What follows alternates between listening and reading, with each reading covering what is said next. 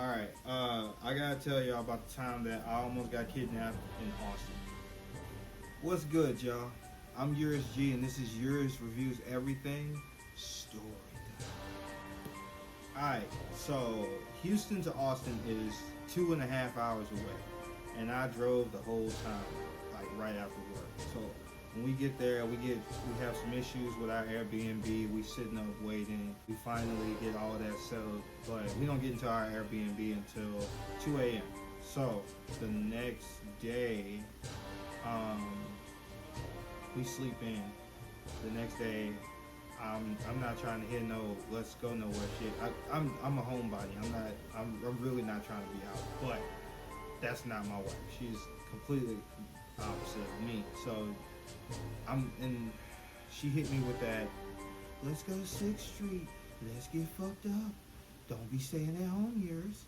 And I'm just like, oh.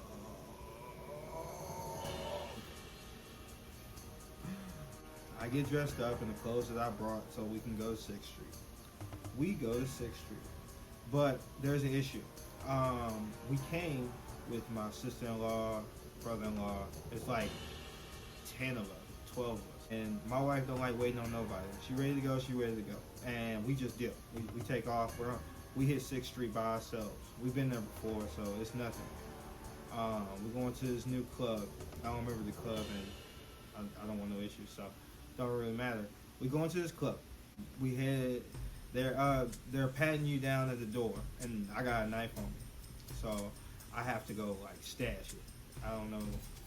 I found me like a spot on top of like a telephone pole box thingy. I just stashed it up there.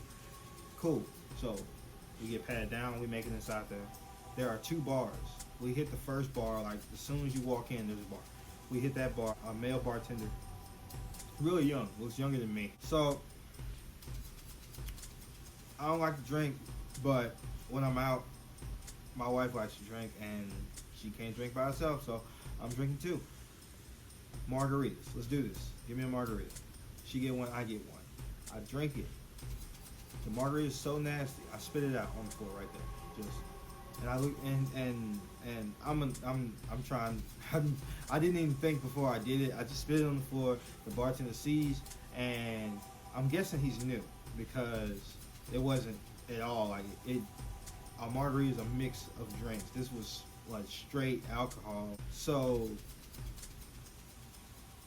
he's like, oh, I'm sorry. I'll make you another one on the house, on me. Don't worry about it. Tosses our drinks, makes us some more, hands it over. I'm like, all right, cool. Like, everything's straight, right? So I drink it.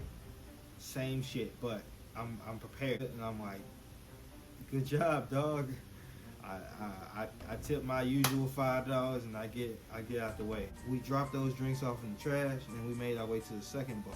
Hopefully, that'll go different. So we make it to the second bar. It's crowded. It's like a small club that should only hold like 50, 60 people, and there are 80, 90 people in this club. So we're moving around. Like music is playing real loud. Can't nobody hear nobody. So I'm holding my wife's hand and I'm dancing through the crowd, trying my best to get to the bar. So we finally get to the bar. We find a seat for her and a seat for me. And no, there was one seat, so I put her pretty ass up there, and we ordered 2 more drinks. This is from a lady bartender. She makes the drinks perfect, beautiful. But actually, the best drink I think I've ever had. That was incredible. She made the drinks. We drunk them and got more. So now I'm basically 2.5 drinks in, and then Lil Jon's Get Low comes on, which is my shit, right? So I'm happy, like I'm here now. I look over at my wife, and there's a lady talking to her, and I can't hear their conversation, but it's a female. I'm not worried about it. Paying attention to these dudes up on that are at the end of the bar, standing on top of the bar, and I feel a fucking man's hand grab me on my shoulder. So, so obviously we're about to fight. I look up and it's the guy. It's a guy. It's what only can be described as a Russian mob boss. And he's just standing there with like a muscle shirt with a blazer over the muscle shirt, all his taco meat hanging out, gray hair, kind of old, like in his 50s, and he's like happy as shit, drinking like, and he's touching me. So this is a problem. Hi, like hi, what's going on? But the music is still loud. And he's like, "Hey, what's up? What's going on, man? This is my wife your wife is talking to." And I look over my wife. My wife smiles whenever she's nervous, and that's exactly what she's doing, grinning from ear to ear. So I don't understand what's going on, and I can barely hear what's happening. So I'm talking to the guy, and he's like, "Let's do shots," and I'm like, "No." He was like, no, you have to do shots. And before I can say no again, there's already shots in front of us. All four of us have shots. And my wife takes it. I'm like, fuck, all right, whatever. I take it. Peer pressure. He's like, yes, like, do it again. And now I'm I'm 3 drinks in now. And I don't drink, so I'm kind of a lightweight. I can handle myself, but after I know, like 4 to 5. After about 4 to 5, responsible Eurus is leaving the building. So with that being said, when he's like, "Yo, let's do it again," I'm like, "No," I said no. No means no. So he finally calms down. He gets the point, but. In that span of time, the girls, the girlfriend / wife, whatever, and my wife have moved from one side of the bar to the other, and behind them are 2 big ass dudes wearing the exact same muscle shirt / blazer look that the fucking Russian boss is wearing. I never got his name, by the way. Oh. I'm looking at them. He sees me looking at them. He's like, "Oh yeah, don't worry about them. Those are my guys. Obviously, a wave of fear just washes over me. Who the fuck am I dealing with? And why is he talking to me? Where's my wife?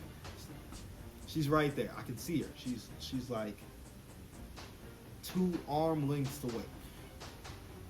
So if anything goes down, I can get to her. So since she moves.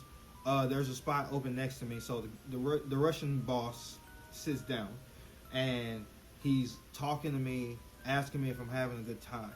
Like I said, music is loud, so this isn't the time for a conversation like that, but he's trying anyway. So he's talking to me, and as he's talking to me, and I'm like answering his questions as best I can, it's like small talk. Like he never took his hand off of me the entire time. He had his hand on my shoulder.